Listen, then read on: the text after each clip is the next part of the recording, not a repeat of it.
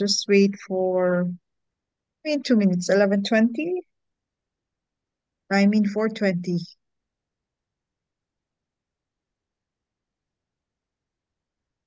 Yes, it's Isa around 4:20. I think we can start.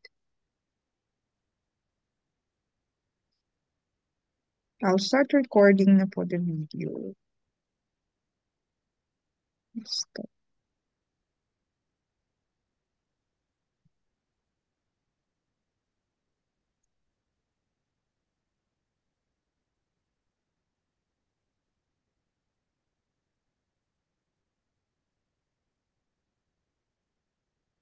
Recording in progress. Yes. We'll be sharing it to our NSH page as well after the program, after the webinar. So those who were not able to watch, pwede po siyang balikan.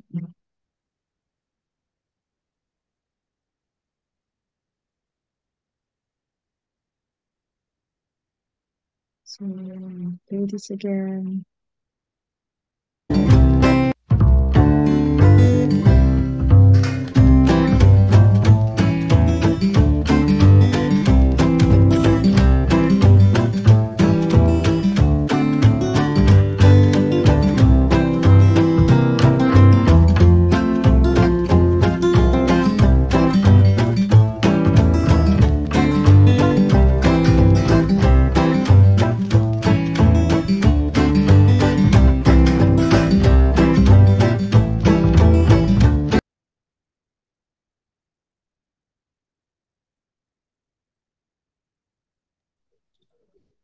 Good afternoon, guests, fellow brothers and sisters.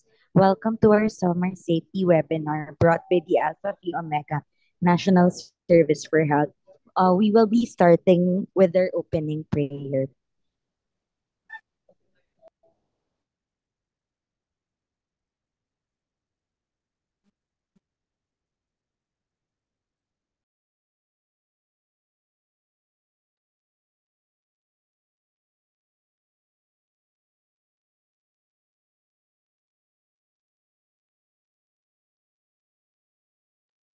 This will be starting with our preliminaries.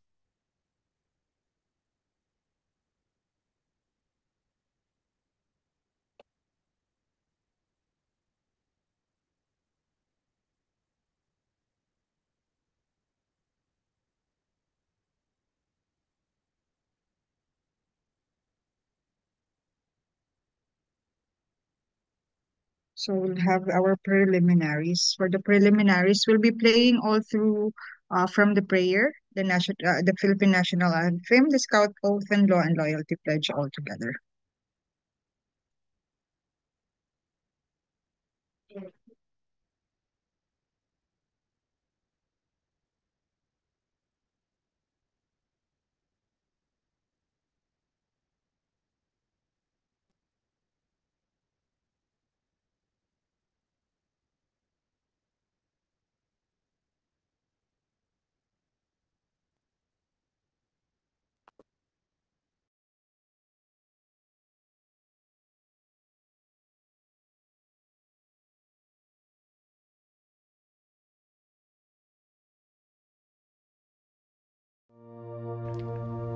Let us put ourselves in a moment of prayer. Here's to Alpha Phi Omega, our fraternity sorority. May we always do as much for it as it has done for us. May leadership be the life we lead and service be our goal. May friendship always hold our hearts and continue to make us whole.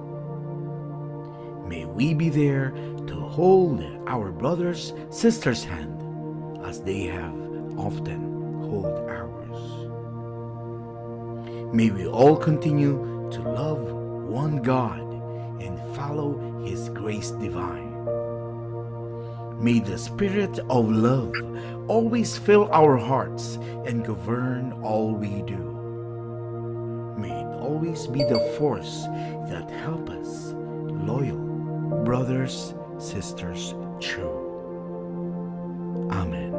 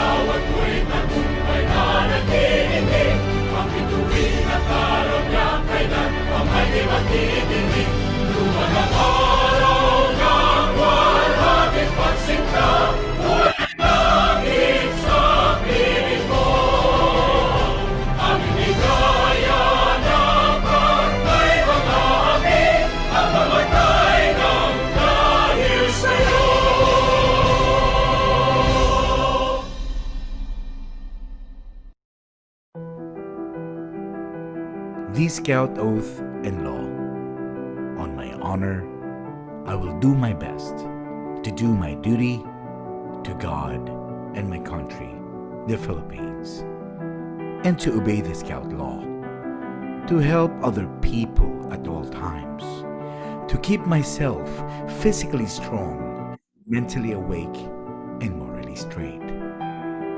Scout is trustworthy, loyal, helpful, friendly, courteous, kind, obedient, cheerful, thrifty, brave, clean, and reverent.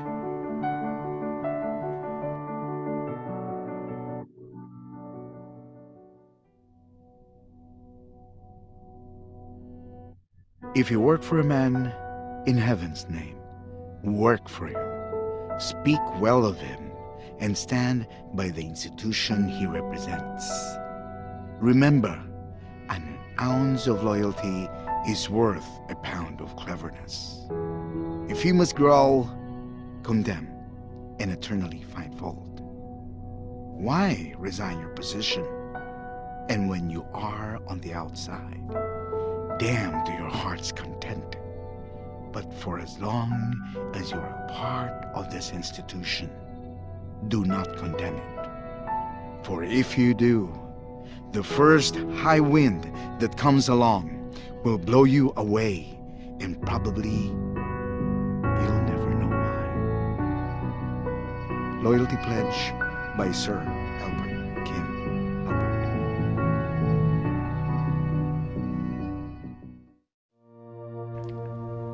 Let us put ourselves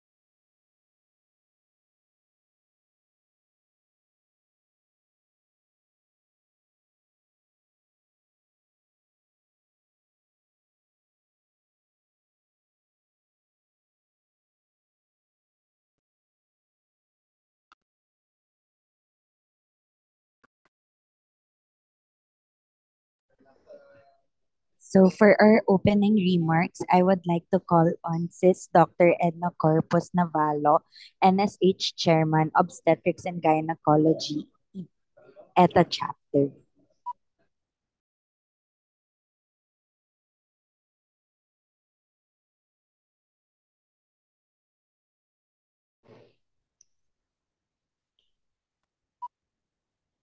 Good morning. Good afternoon, brothers and sisters, and our other audience. No, in behalf of the Alpha Phi Omega Committee on National Service for Health, I welcome and thank you for joining us this afternoon. This is our third webinar for this developmental year. Actually, we chose these topics, which we hope will help you and us navigate the health concerns we commonly encounter.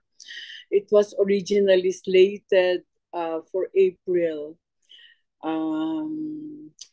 However, due to unavoidable circumstances, it had to be rescheduled today. So a little bit late for summer, no, as the rain starts to come. But Philippines is a tropical country and we will forever experience high heat index. So let us learn how to deal with it. We also know that COVID and pertussis are also on the rise. So they will also be given space in these lectures as updates, no? Of course, the topic of vaccination for your children and yourselves, adults, no, is always helpful. Which among the many vaccines are necessary, which are the most effective, which has the lifelong protection. So madami to, no? Madaming questions sa mind natin, no? And this is our simple way of educating our members and the public regarding these issues. No? This activity is in collaboration with the Alpha Phi Omega Medical Alumni Foundation Incorporated, the Alpha Phi chapter or the UERM chapter of APO, and the APO Administrative Region of the Middle East. So we encourage you to participate by asking your questions at the end of the lectures. no, with our moderators. Our moderators is composed of the NSH webinar team. We have Dr. Kat Miranda, a medical internist from St. Luke's Global. We also have the secretary, our IT expert, the secretary of NSH, and also the regional director of the administrative region of the APO, administrative region of the Middle East, Sis Mariam Padayaw. Sis Marian is actually based in Bahrain, no? So she is helping us all the way from Bahrain. And of course, we also have a pediatrician, Dr. Chantal Sunga, who incidentally is also one of the afternoon speakers. So wag na kayo mahiya magtanong, no? Well, all of us, including the speakers, the moderators, are all brothers and sisters of Alpha Phi Omega, and this is NSH humble way to serve the community. So our gratitude also to the speakers who, like I said, are all specialists in their respective medical fields. Brother Dr. Ian Tristan Vergara is an occupational health and safety physician. Brother Dr. Miguel Ortega, a medical specialist and internist, and Sis Dr. Chantal Sunga, a pediatrician, for sharing their time and expertise in this endeavor. So I won't keep you waiting. We are all excited to hear from them. So let us start the ball rolling. Thank you. Isa, take it away.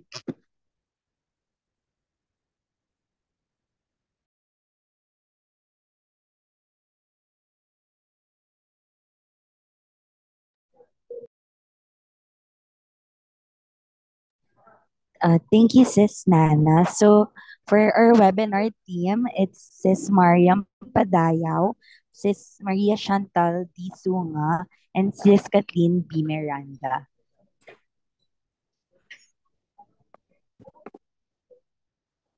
For our speakers for this afternoon, it's Sis Dr. Maria Chantal Sunga, Broad Dr. Miguel Carlo Mortega, and Broad Dr. Ian Tristan P. Vergara. For our first speaker on the overview of vaccine preventable disease, Sis Dr. Maria Chantal D. Sunga, RMT, MD, MP, MHG, and DPPS, is a medical specialist pediatrics. She is also the NSH Treasurer, Medical Specialist in Pediatrics, and the Vice President of Alpha Phi Alumni Association, Alpha Phi Chapter. Let us all welcome her.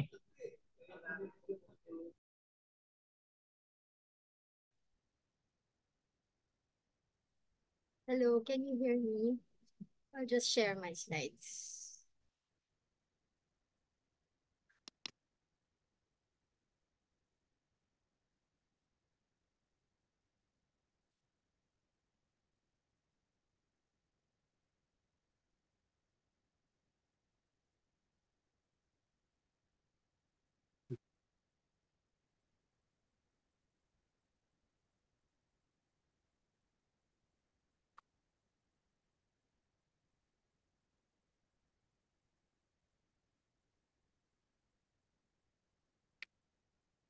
Ayan, can you all see my slides already? Yes, sis. Can you hear me loud and clear? Yes, sis. Okay.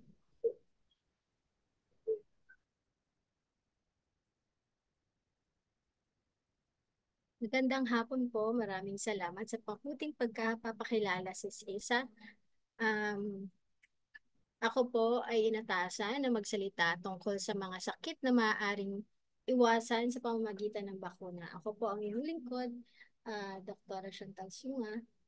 Miyembro po ako ng kapatiran ng Alpha Phi Omega at isa din pong pediatrician at kasalukuyang head ng Hospital Surveillance System ng Amang Rodriguez Memorial Medical Center.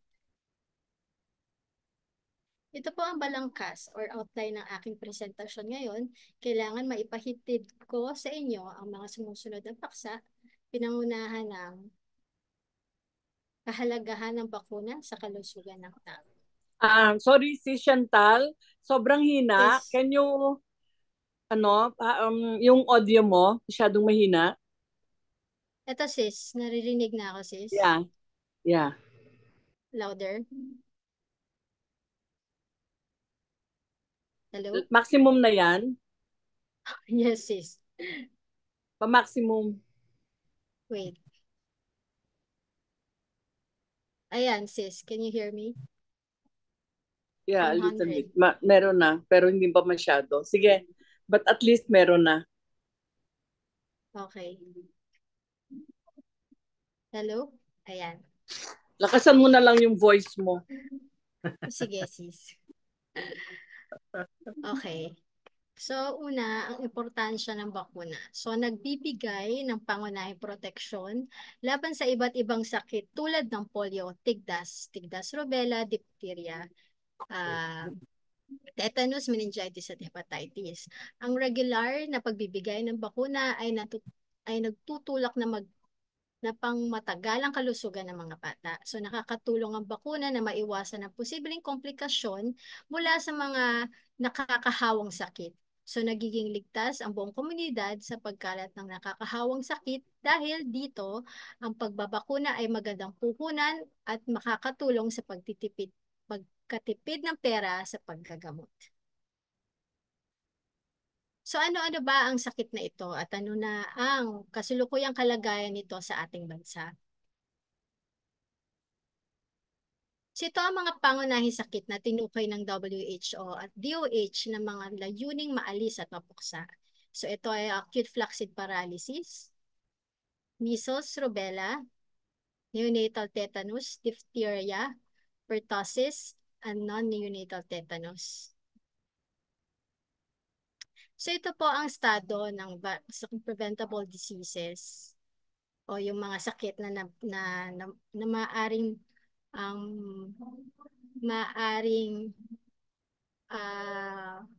maiwasan dahil sa bakuna. So ito is for the year January 1 to December 2, 2023. So last year. So kung nakita nyo dito,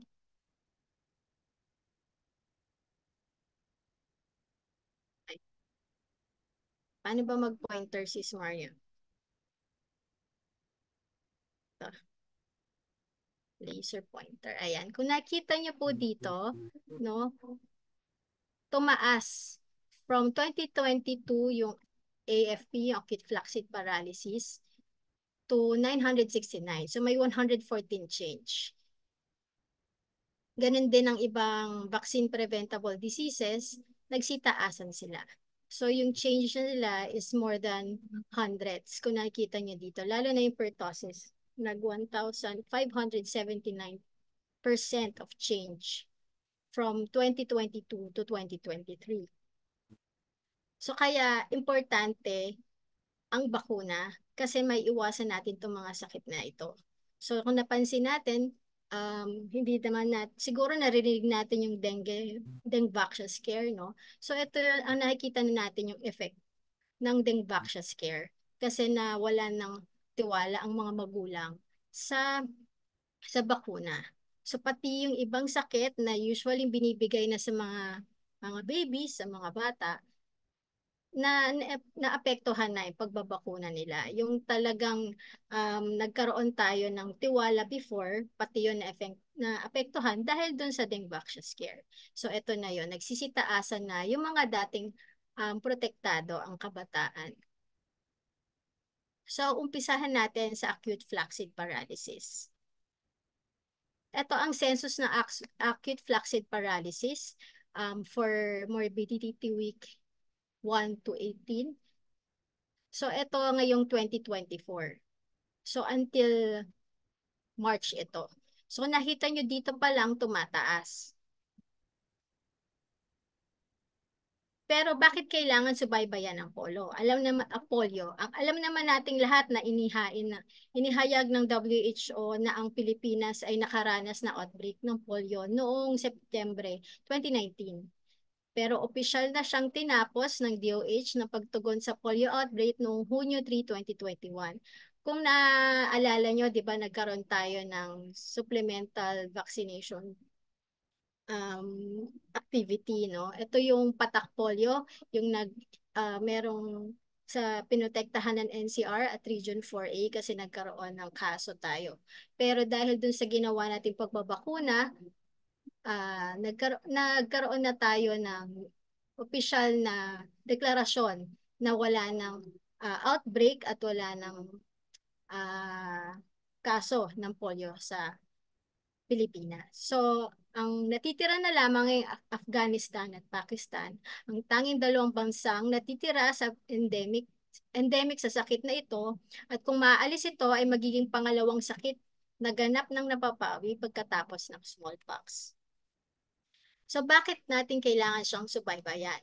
Upang patunayan lamang na wala sa mga naulat na acute flaccid paralysis ay sanghi ng polio.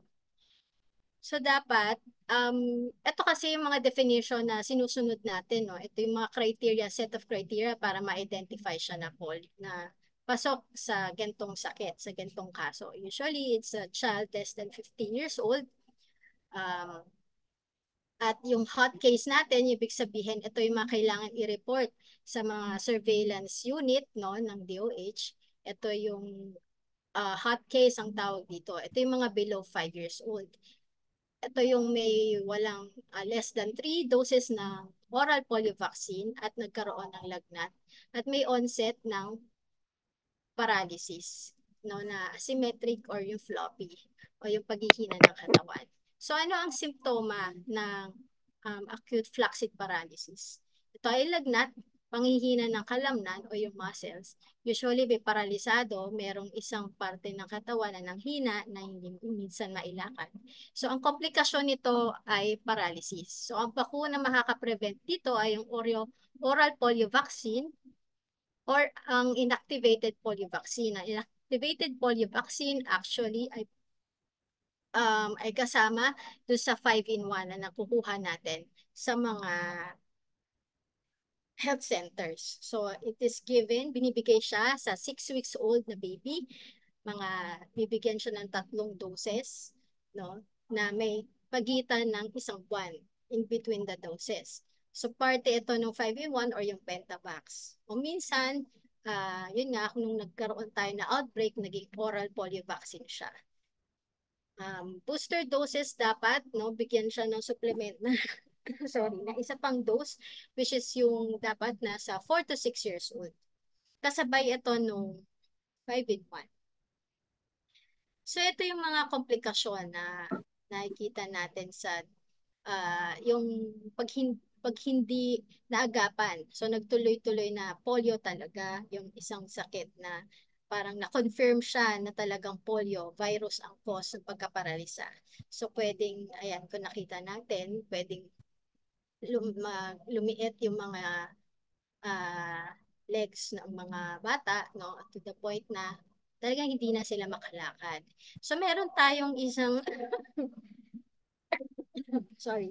isang sikat na mambabatas, which is ito si Apolinario Mabini. So siya yung tinatawag na brains of the revolution or the sublime paralytic or dakilang lumpo, no? Siya yung isa sa nagkaroon ng naapektuhan ng poliomyelitis. Nakita nyo, hindi kasi masyado makita, pero nakita nyo siyang wheelchair-borne, no, na nakaupo lang, hindi makatayo. Tapos, kung ano kasi dapat may mas maliit yung isang legs, so yun yung apektado ng polio.